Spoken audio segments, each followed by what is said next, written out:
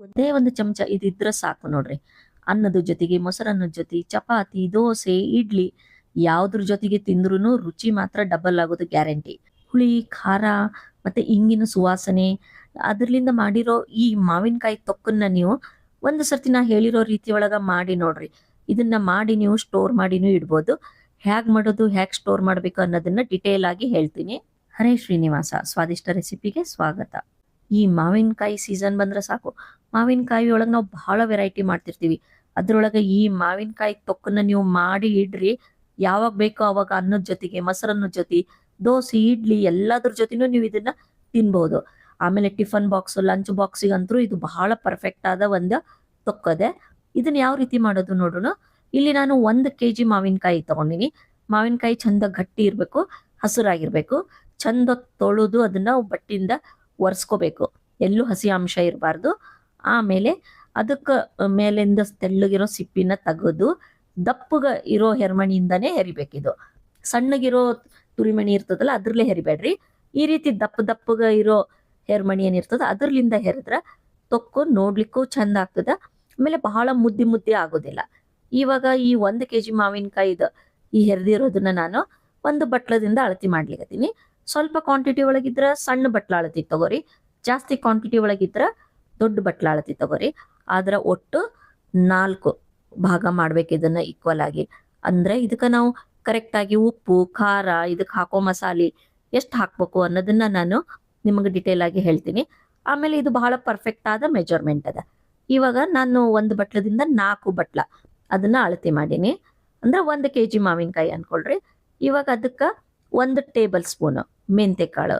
Usually ಈ ಉಪ್ಪಿಟ್ಟು ಅದು ತಿನ್ಲಿಕ್ಕೆ ನಾವೇನ್ ಮನೆಯೊಳಗೆ ಸ್ಪೂನ್ ಇರ್ತದಲ್ಲ ಅದ್ರಲ್ಲೇ 1 ಟೇಬಲ್ ಸ್ಪೂನು ನಾವು ಇಲ್ಲಿ ಮೆಂತೆಕಾಳು ಲೈಟ್ ಆಗಿ ಹುರ್ಕೋಬೇಕು, ಜಾಸ್ತಿ ಕಲರ್ ಚೇಂಜ್ ಆಗಬಾರ್ದು. ಸ್ವಲ್ಪ ಹುರ್ಕೊಂಡ್ಮೇಲೆ 2 ಟೇಬಲ್ ಸ್ಪೂನ್ ನಾನಿಲ್ಲೇ ಸಾಸಿವೆ ಹಾಕ್ಲಿಕತ್ತೀನಿ. ಸಾಸಿವೆ ಬಹಳ ಹುರಿಬಾರ್ದು. ಸಾಸಿವೆ ಹಾಕಿದ್ಮೇಲೆ ಸ್ವಲ್ಪ ಬಿಸಿ ಆದ್ರೆ ಸಾಕು. ಇವಾಗ ಎರಡನ್ನೂ ಒಟ್ಟಿಗೆ ಈ ರೀತಿ ಹುರ್ಕೊಂಡು ತಣ್ಣಗಾಗ್ಲಿಕ್ಕೆ ಬಿಡೋಣ. ಇದು ಪೂರ್ತಿ ತಣ್ಣಗಾದ್ಮೇಲೆ ಇದನ್ನ ನಾವು ಮಿಕ್ಸರ್ ಜಾರ್ ಒಳಗೆ ಹಾಕಿ ಚಂದ ಪೌಡರ್ ಮಾಡ್ಕೋಬೇಕು. ಪೌಡರ್ ಅಂದ್ರೆ ಪೂರ್ತಿ ಸಣ್ಣಗಲ್ಲ, ಸ್ವಲ್ಪನೇ ತರಿಯಾಗಿದ್ರೂ ನಡೀತದ, ಇಲ್ಲ ಪೂರ್ತಿ ಪೌಡರ್ ಆದ್ರೂ ನಡೀತದ. ಈ ರೀತಿ ಪೌಡರನ್ನ ನಾವು ಮಾಡಿ ಸೈಡ್ಗೆ ಇಟ್ಕೊಳ್ಳೋಣ. ಇವಾಗ ಈ ಹೆರ್ದಿರೋ ಮಾವಿನಕಾಯಿಗೆ ನಾನು 1 ದೊಡ್ಡ ಚಮಚ ಟೇಬಲ್ ಸ್ಪೂನಿನಷ್ಟು ಅರಶಿನದ ಪುಡಿ ಹಾಕ್ಲಿಕತ್ತೀನಿ. ಆಮೇಲೆ ಒಂದು ಅರ್ಧ ಬಟ್ಲಕ್ಕಿಂತ ಸ್ವಲ್ಪ ಕಡಿಮೆನೆ ಉಪ್ಪು ಹಾಕ್ಲಿಕತ್ತೀನಿ. ಬಟ್ ಉಪ್ಪು ಏನದಲ್ಲ ನೀವು ನೋಡ್ಕೊಂಡು ಹಾಕೊಳ್ರಿ. ಯಾಕಂದ್ರೆ ಕೆಲವು ಟೈಮ್ ಮಾವಿನಕಾಯಿ ಬಹಳ ಹುಳಿ ಇರ್ತದ, ಕೆಲವು ಟೈಮ್ ಹುಳಿ ಕಡಿಮೆ ಇರ್ತದ. ಅದ್ರ ಪ್ರಮಾಣದಾಗ ಸ್ವಲ್ಪ ಉಪ್ಪನ್ನ ಹೆಚ್ಚು ಕಡಿಮೆ ನಾವು ಮಾಡ್ಕೋಬೇಕಾಗ್ತದ. ಖಾರ ನಾನಿಲ್ಲಿ ಅರ್ಧ ಬಟ್ಲದಷ್ಟು ಹಾಕಿನಿ. ಇದು ಕೆಂಪಗಿರೋ ಬ್ಯಾಡ್ಗಿ ಖಾರ. ನೀವು ಬೇಕಾದ್ರೆ ಅರ್ಧ ಗುಂಟೂರು, ಅರ್ಧ ಬ್ಯಾಡ್ಗಿ ಖಾರ 2 ಮಿಕ್ಸ್ ಮಾಡಿನೂ ಹಾಕೋಬಹುದು. ಇವಾಗ ಎಲ್ಲಕ್ಕಿಂತ ಮುಖ್ಯ ಇದಕ್ಕೆ ನಾವು ಮಾಡಿರೋ ಈ ಪೌಡರ್ ಏನದ ಅದನ್ನ ಹಾಕೊಳ್ಳೋಣ. ಈಗ ನಾನು ಹೇಳಿರೋ ಪೌಡರ್ ಅಂದೇನ್ ಮೆಜರ್ಮೆಂಟ್ ಅದ ಅದು 1 kg ಮಾವಿನಕಾಯಿಗೆ ಬಹಳ ಪರ್ಫೆಕ್ಟ್ ಆದ ಮೆಜರ್ಮೆಂಟ್ ಅದ. ಇವಾಗ ಎಲ್ಲವನ್ನ ಒಟ್ಟಿಗೆ ನಾವು ಕಲ್ಸ್ಕೊಳ್ಳೋಣ. ನೀವು ಬೆಳ್ಳುಳ್ಳಿ ಬೇಕಾದ್ರೆ ಇವಾಗ ಇದ್ರೊಳಗ ಸ್ವಲ್ಪ ಬೆಳ್ಳುಳ್ಳಿನ ಕ್ರಶ್ ಮಾಡಿ ಹಾಕೋಬಹುದು. ಇವಾಗ ನೋಡ್ರಿ, ಎಲ್ಲ ಉಪ್ಪು ಖಾರ ಎಲ್ಲ ಹಾಕಿ ಕಲ್ಸಿದ್ಮೇಲೆ ಎಷ್ಟು ಚಂದ ಕಾಣಿಸ್ಲಿಕ್ಕತ್ತದ. ಈಗ ಈ ತೊಕ್ಕಿಗೆ ಒಗ್ಗರಣೆ ಮಾಡೋಣ. 4 ಬಟ್ಲ ನಾವೇನದು ಹೆರ್ದಿದ್ದು ತಗೊಂಡಿದ್ವಿ ಅದಕ್ಕೆ 1 ಬಟ್ಲ ನಾನು ಎಣ್ಣೆ ಹಾಕ್ಲಿಕತ್ತೀನಿ. ಇದು ನಾರ್ಮಲಿ ಸನ್ಫ್ಲವರ್ ರಿಫೈನ್ಡ್ ಆಯಿಲ್ ಅದ. ನೀವು ಶೇಂಗಾದ ಎಣ್ಣೆ ಯಾವ ಎಣ್ಣೆ ಬೇಕಾದ ಹಾಕೋಬಹುದು. ಸ್ವಲ್ಪ ಎಣ್ಣೆ ಜಾಸ್ತಿ ಅನ್ಸಿದ್ರೆ ಸ್ವಲ್ಪ ಕಡಿಮೆನೂ ಹಾಕೋಬಹುದು. ಸ್ವಲ್ಪ ಎಣ್ಣೆ ಕಾಯ್ದ ಮೇಲೆ ಅದಕ್ಕೆ ಸಾಸಿವೆ ಹಾಕೋಣ. 1 ಟೀ ಸ್ಪೂನಿನಷ್ಟು ಹಾಕಿನಿ. ಆಮೇಲೆ ಜೀರಿಗೆನೂ 1 ಟೀ ಸ್ಪೂನಿನಷ್ಟು ಹಾಕಿನಿ.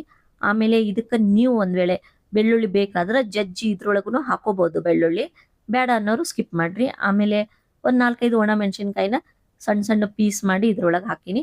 ನಾನು ಇಲ್ಲಿ ಹಿಂಗನ್ನ ಹಾಕ್ಲಿಕತ್ತೀನಿ.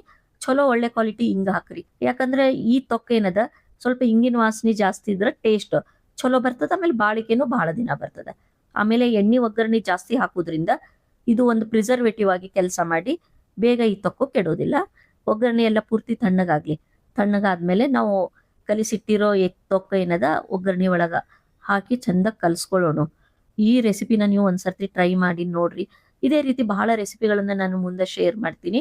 ಬಹಳ ಇಂಟ್ರೆಸ್ಟ್ ಇದ್ರೆ ನನ್ನ ಚಾನಲ್ ಅನ್ನ ಸಬ್ಸ್ಕ್ರೈಬ್ ಮಾಡಿ ಬೆಲ್ ಐಕಾನ್ ಪ್ರೆಸ್ ಮಾಡ್ರಿ.